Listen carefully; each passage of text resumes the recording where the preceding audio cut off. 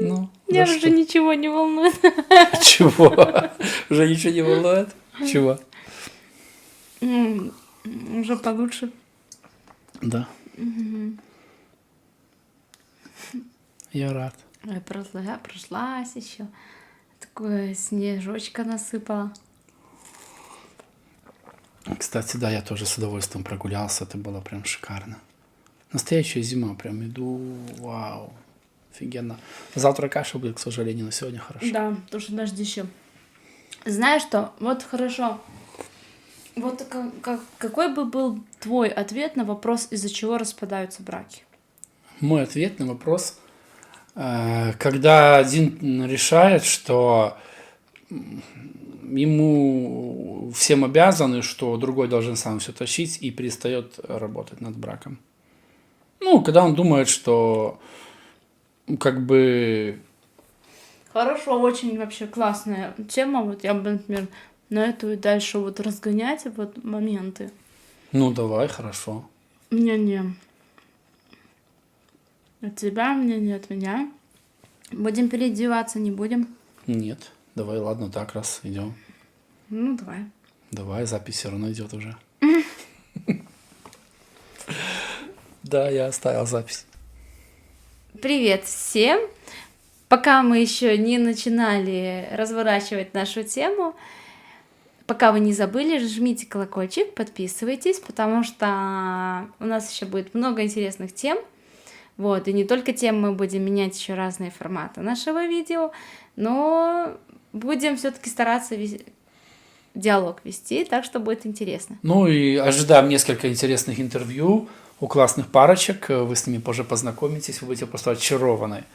Вот, это на самом деле классно будет. Так что вот. Ну и комментарии, конечно. Если есть вопросы какие-то, вы оставляйте в комментариях, мы будем на них отвечать, конечно. Ну или ваши советы. У нас самих опыта немножко. Мы здесь сами не раздаем совет, на самом деле. Мы рассуждаем о чем-то, делимся о чем-то. Ну, иногда можем чуть-чуть поделиться каким-то и советом, но мы больше просто рассуждаем. Итак, вопрос такой. Я тогда тебе, Виталик, задам. Вот сюда. Давай, можешь даже ближе к микрофону, чтобы тебя было лучше слышно. Виталий Владимирович, как вы считаете, из-за чего же распадаются браки? Ну, я считаю, что из-за того, что кто-то принимает решение, что он и так шикарен, что все хорошо, и ничего делать для этого не нужно, чтобы как-то что-то отлаживать, вообще, чтобы стараться. Он думает, все идет классно, чувствует, что ему все вокруг все должны. Ну, обычно, если со стороны... Ну, я могу судить, конечно, только с мужской стороны. Я пытаюсь понять, что думает женская половина, но в целом обычно женщины говорят, ну, ты ж видел, на ком женился? Ну, тащи. Ну, то есть, значит, ты делал выбор, это было твое решение, поэтому и старайся ты. А я как Да, бы просто да. принимающая такая. Да, и по итогу потом проходит время какое-то, и, как правило, ну, женщины говорят, слушай, ну, типа, зачем мне меняться? Ты же видел, на ком женился, да? То есть ему постоянно претензии, что он должен быть в том лучше, в том лучше, в том лучше, перестраиваться. Но она говорит, что нет, я какая есть, такая буду, а зачем мне меняться? И ты же, ну, я тебе понравилась, ты же в меня влюбился, вот такая, какая я была, а все, а чем ты сейчас недоволен? Взялся Тоже, за кстати, хороший гуш, вопрос. тащи, ну, и все. Чем ты сейчас недоволен, да, типа, ну, ведь с другой стороны резонный вопрос. Если ты женился, ты видел, какая она была, а потом через время там, ну, например, не нравится мне, что ты там, грубо говоря, завистливая, там много сплетничаешь. А она такая, ну ты знал, что я такая. Ну, я думаю, что в целом из-за таких вещей, наверное, ну, нет каких-то сильных конфликтов в браке или что. Скорее вопрос другой, принимает ли другой человек такого, как есть самого. И если, например, мужчина пообещал что-то, он же слышал и обещание с другой стороны, что тоже будут стараться.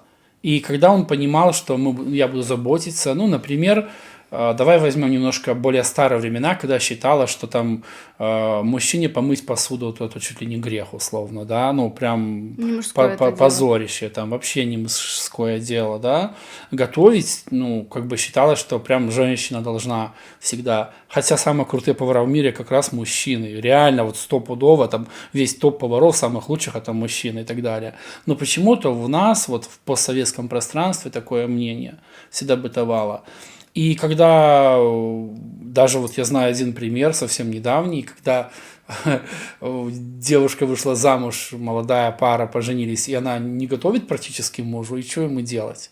Ну, что делать? То есть они стояли там, как бы, да, вот в ЗАГСе, они расписывались, волновали, что... И он такой представлял себе, я прихожу с работы. Ну, то есть все равно менталитет наш такой, что мужчина мечтает о женской заботе. Она говорит, ну, ладно, иди готовь. Хочешь есть, иди готовь. Но он-то мечтал о другом, и он-то обещал, что буду заботиться, да, но он нарисовал уже себе картину, какая жена. Нарисовал себе, читал много романтики или там книжек, фильмов смотрел, и он нарисовал себе картину шикарную, а тут облом. Но наверняка они же проговаривали эту тему, например, она говорила, что я не люблю готовить. Готовлю только по Когда праздникам. парень общается с девушкой, все такие слова ему кажутся даже преимуществом. Все, что бы она ни сказала, такие огромные глаза, розовые очки, он такой, вау, она не, то есть она не любит готовить. Это прям даже восклицательный знак, прям супер. А Это потом, по-другому воспринимается. Это прям настолько по-другому. Влюбленность мужская, это не женская. Вот женщины, я заметил, более в таком плане прагматичны, расчетливы. То есть они понимают, парень сказал, она через там 20 лет вытащит это слово Это да. и напомнит. А парень нет, он такой от всего сердца. То есть, когда он обещал, он ведь искренне обещал. Он же не думал, я сейчас тебе наговорю, а потом тебя кину. Да нет, он прям... но при этом получается, что он от всего сердца верил в свою картинку, которую Да. нарисовал, а не в реальность. Он очарован, и у него какой-то образ, и он больше влюблен в этот образ, а не в реального человека, получается, что ли так? Потому что если, грубо говоря, через полгода, там, пусть максимум через 3, там, пропала вот эта первая волна такой эйфории, очарования, и все, он такой, так, я как бы не против был бы, чтобы она готовила, но она же сказала ему, что я не буду. Ну, либо точно так же, как, наверное, такая же фишка, как и у женщин. Ну, это ничего страшного, что он сказал. Это мы все подпилим, тут подрежем, там подправим. Типа потом я слепила из того, что было. Да, потом проходит немножечко времени, наверное, там, хотя из того, что я знаю, ну, у меня есть опыт проведения, ну, множества свадеб в качестве тамады, и я, ну, лично общался с молодыми разными, но, знаешь, на этапе подготовки к свадьбе. Лавстори они снимают, там я знакомлюсь с ними, с фотографом, с родственниками мне дают списки, да, жениха, невесты, я их обзваниваю, спрашиваю, будете ли вы там выступать на свадьбе, говорить, поздравлять молодых, подарки, какие у вас есть, там песни, там, ну, такое все, да. И ты знаешь, что будешь удивлена, но о том, какие они и как они будут жить дальше, прям жирными маркерами у них на лбу обоих написано. Это видно сразу. Для этого не нужно ни месяц, ни 3, ни полгода, ни 3 года. Абсолютно нет. Ну, каким сразу образом видно. это видно? Ну, хорошо. У тебя сколько? У тебя одна сестра и 3 брата. 3 брата, И да. 3 брата. Давай вот конкретно скажи мне, когда каждый из них женился, ты уже знала, как они будут жить или нет? Вот честно, Ещё прям не вот все честно. женаты. Еще не все женаты, если что, стучитесь. Настенька, у нее шикарные братья, но... Один не женатый. Один не женатый. Но скажи мне, вот реально, твой брат заявляет, я женюсь. Ты знакомишься с его девушкой, скажи мне, вот, ну, честно, ты понимала, какая у них будет жизнь дальше сразу? В течение, там, 2-3 дней первых? Или ты реально не понимала, и ты прям думала одно, а после свадьбы прошел год, 2, 3, например, или там меньше, больше, и ты поняла? Вот твоя личная оценка была какая? Ну, тут, знаешь, как-то у меня есть мои какие-то предчувствия, да, но я понимаю очень большая вероятность, что я могу быть не права, и все может поменяться, и вообще в целом я не Поэтому я права. спросил о реальных фактах. У тебя женились братья, да, и ты знала, как они будут, ну, ты предполагала, как они будут жить. Скажи, это совпало с твоим видением потом или нет? Ты ошиблась или все-таки ты думала правильно? Я не говорю хорошо или плохо. Я не об этом сейчас. Нет, знаешь, я как-то очень часто на самом деле ошибаюсь. Где-то, ну, понимаешь, брак все-таки это другое. Одно дело дружба, вот. И на самом деле, что бы я ни думала, знаешь, в чем я только убеждаюсь, что потом со временем, когда мне кажется, что один из партнеров выбивается в минус, а второй плюс, да, и кажется, что один такой бедненький, а второй прям молодец. Потом, когда я еще глубже анализирую ситуацию, я понимаю, что всегда действует вот закон соответствия. Что даже если вдруг один там страдает, а второй как бы причиняет ему дискомфорт, все равно получается, что оба друг друга стоят. Потому что и тот, который молчит, например, он по-своему виноват, и где-то, ну вот, как я, например, я считала себя жертвой, и я считала, что только он виноват. Но потом, спустя время, ну вот я в прошлом своем браке, и я понимаю, что моя вина все-таки была в том, что я замалчивала, очень много замалчивала. И я считала, что я делаю доброе дело, как это там, лучше, там, как худой мир, лучше доброй ссоры, ля-ля тополя, очень много есть таких пословиц. И всегда есть страх, что если вдруг я скажу ему, что мне что-то не нравится, начнется скандал, и все это будет плохо, не хочу с этим разбираться, поэтому мне проще смолчать. Вот это вот даже изначальная сразу установка, что я уже знаю, как он поступит, я знаю, как сделает, уже это неправильно. Я тоже очень часто мы ошибаемся, когда додумываем за других людей. Ну, пробовала по-разному, но все-таки я считаю, что вот моя в этом плане, я была не до конца честна в этих отношениях, в первую очередь с собой, сама с собой. Именно поэтому вот тот брак, который у меня был, полностью соответствовал моему внутреннему состоянию, которое было тогда. То есть я заслуживала того, что было. Ну, знаешь, а я со своей стороны, вот когда, ну, как говорил тебе уже, да, что перед тем, как проводить свадьбу, обычно, ну, встречался с молодыми, познакомился с их родственниками и видел, как их родители между собой общаются, и жениха, и невесты. Ну, я тебе скажу, что, ну, сложно сказать, насколько совпало мое мнение на тот момент с последующим, потому что первая свадьба, когда в те времена, там, 20 лет назад, например, я не могу сказать, как они живут сейчас, я уже не помню многих из них, да, но из тех, кто последние, и я вижу в соцсетях их фотографии где-то, вот в Инстаграм, еще что-то, да, и ты знаешь, ну, наверное, 95% совпадений. То есть мне даже кажется, что 100, но я допускаю, что я могу забыть, кого-то не увидел. То есть если я видел, что они вреднюли, и что прям им тяжело будет, да, и, ну, видно, что вот они держат свое слово, да, тащат друг друга, все, но им реально тяжело. И я раньше, знаешь, относился, когда читал книги разные, там, и были истории романтики встроены, какие-то моменты, и родители были против свадьбы, например. Они говорили, что он тебе не пара, там еще что-то, да, или Ромео и вот. Джульетта. Да, и мне всегда казалось, что родители злые. Злые, бессовестные, прям они не понимают любви, они устарели, что они говорят. И я всегда переживал за главных героев, да, Понимаю, которые, о чём ты. вот.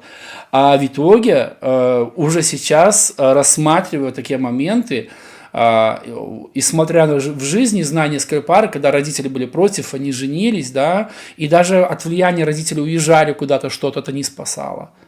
Очень понимаю, о чем ты говоришь, потому что даже, ну вот, в моем случае там как раз было, что с обоих с наших сторон родители были против, но когда тебе 20, да, вот это воспринимается так, что весь мир против нас, и мы вдвоем, и наша любовь. То есть, как бы это наоборот даже как-то подначивает молодых там, а то, что это вы ничего не понимаете, все против нашей любви, вот это такой дает какую-то нотку драмы, а тем, кому нравится на эмоциональных качелях качаться, это вообще просто ситуация прелесть.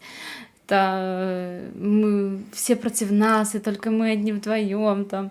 А потом, сейчас я согласна с тобой полностью. Когда проходит время, ты понимаешь, что какие бы ни были родители, даже если мы считаем, что они что-то там не понимают,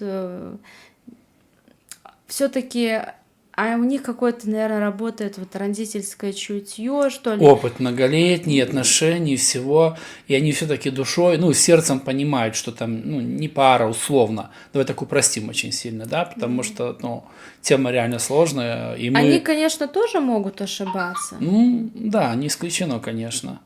Но, тем не менее, все равно, ведь любой родитель хочет видеть ребенка своего счастливым. И когда он уже понимает, что еще до свадьбы он несчастлив, хотя тут упорно делает вид, что счастлив, что все хорошо, но как-то есть вот интуиция, чуточку, видно, цепляет, срабатывает.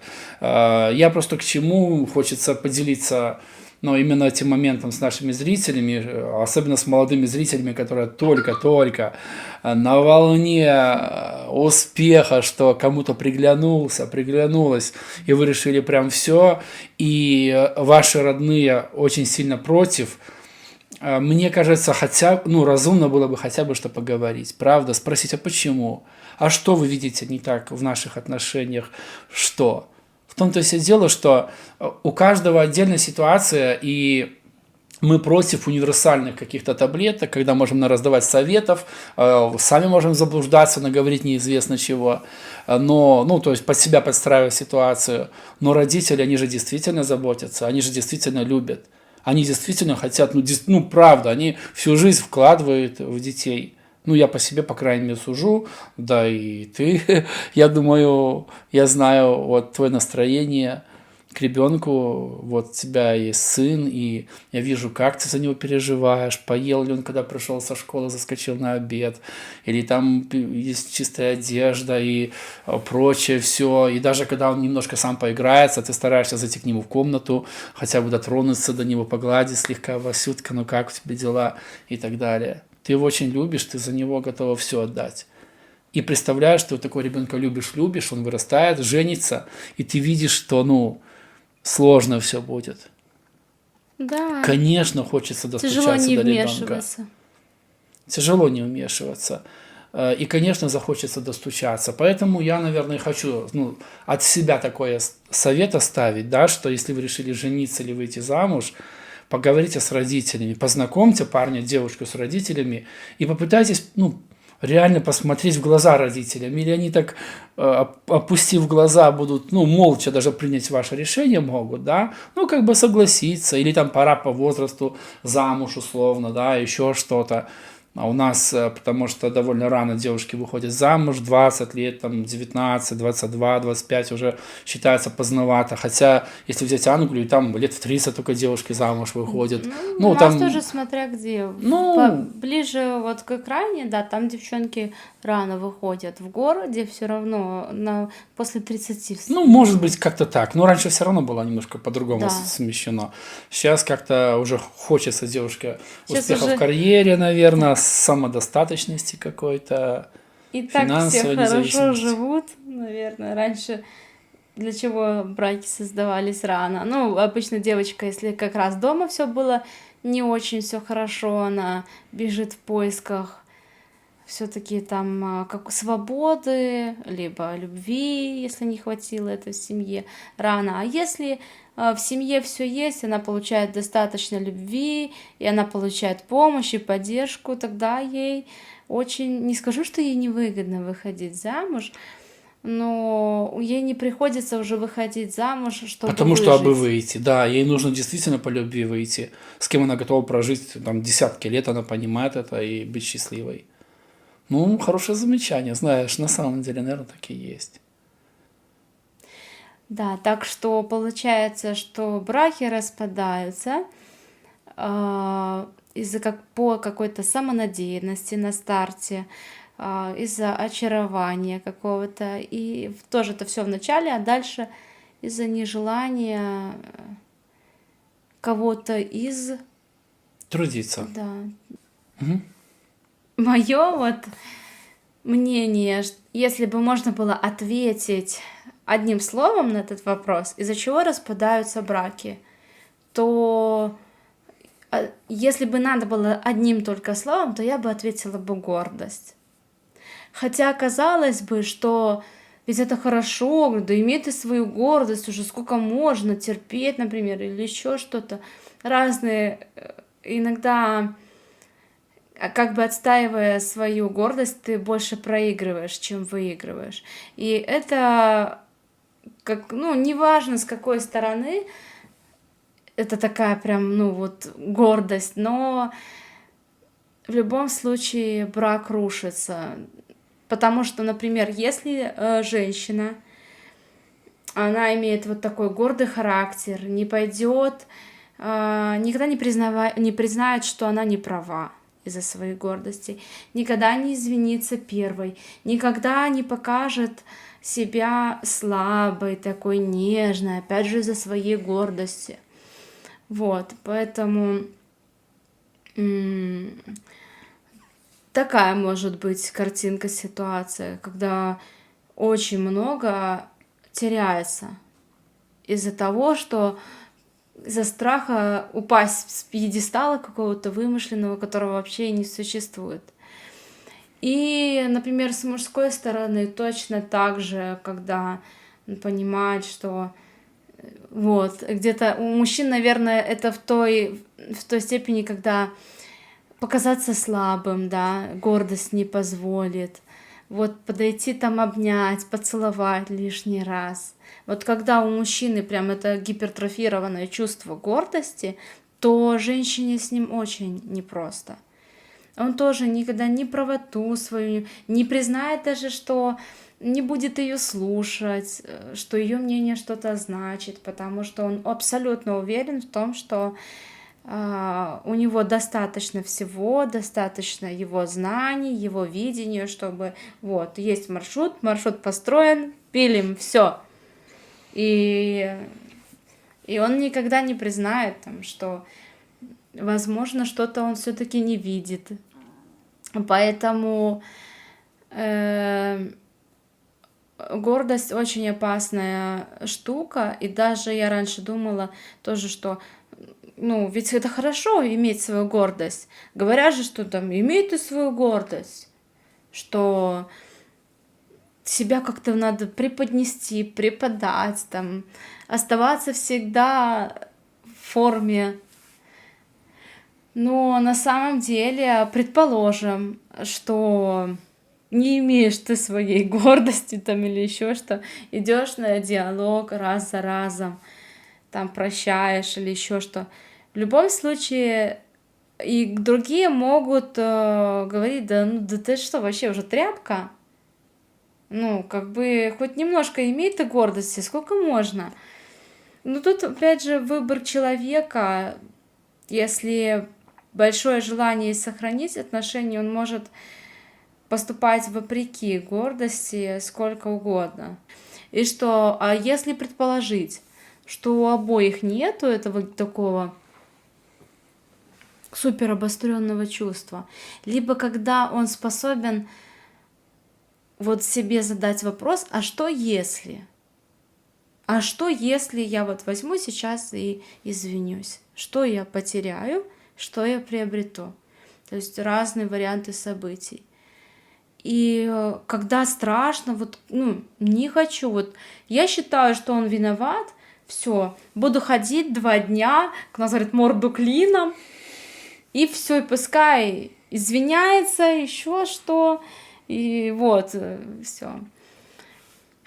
Так, а что я, предположим, если я выбрала такую тактику поведения, что я выиграю с этого?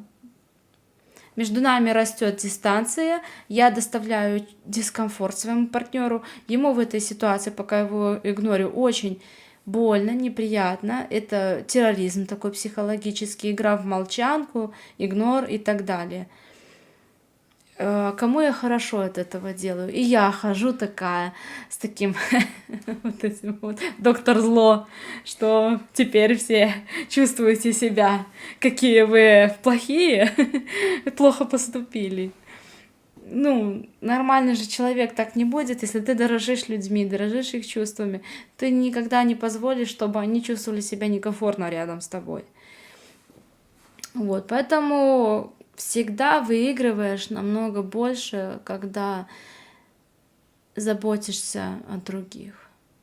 И потом в тот момент вот как раз ты и понимаешь, что вот есть такой момент, когда можно раствориться и потерять себя.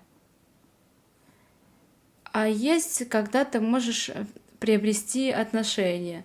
Вот тут тоже нужен такой прям четкий баланс. Ну, хорошо. По итогу получается, какой вывод ты бы сделала вообще в целом? Что браки распадаются из-за гордости. Если коротко. А с моей стороны, слушай, ну, по идее, все это тоже вписывается в гордость. Все, Да, что я опять же, сказал, это самонадеянность. все вписывается все равно в гордость. Хорошо, мы с вами не прощаемся. Сейчас внизу есть ссылочки на другие наши видео. Подписывайтесь и вообще будьте с нами, присылайте свои вопросы. Мы будем всегда с радостью рассуждать над ними. И также и ответы нам тоже интересно узнать. Как вы считаете, по каким причинам распадается брак?